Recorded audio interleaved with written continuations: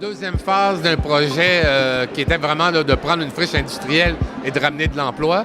Donc, on a fait la première phase, c'est 2700 emplois. Dans la deuxième phase, c'est de créer vraiment littéralement un quartier, ce qu'on appelle un éco-quartier.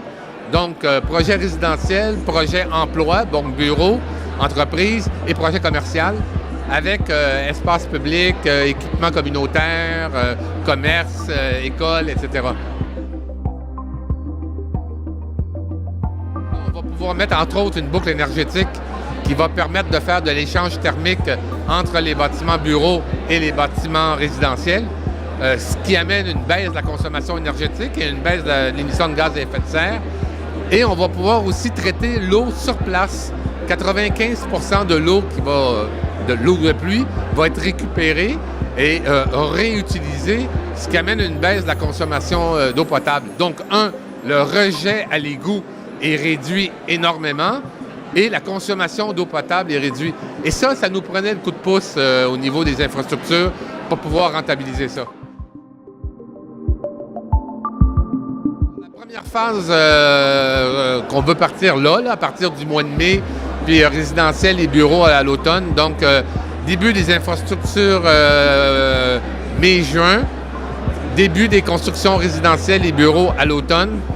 Au niveau des chiffres, on parle là, au total là, à peu près d'une centaine de millions de dollars.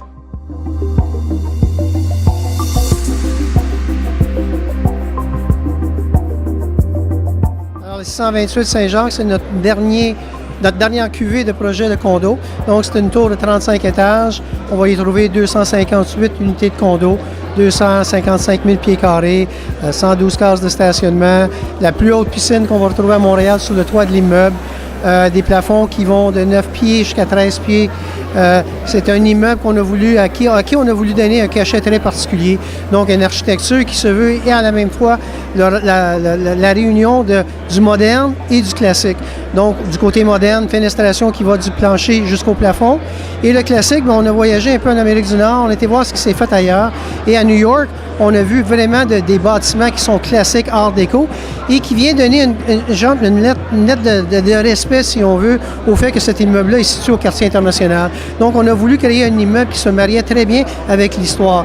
De plus, on avait une façade historique à maintenir et à intégrer. Donc, je crois qu'on a très bien réussi à faire tout ça et de faire en sorte que le projet du 628 va vraiment se démarquer que des autres projets dans le secteur. Nous avons débuté les travaux au mois de janvier. Ce projet-là comportait vraiment 3 propriétés. Donc, on a hérité de la façade historique d'un bâtiment, d'un projet qui n'avait pas vu jour. Donc, il a fallu soutenir et maintenir ça. On a démoli maintenant une bâtisse à côté. Et on va utiliser les droits aériens d'un autre immeuble pour pouvoir faire la tour. Donc, les travaux ont commencé janvier de cette année. On prévoit la livraison premier trimestre 2021.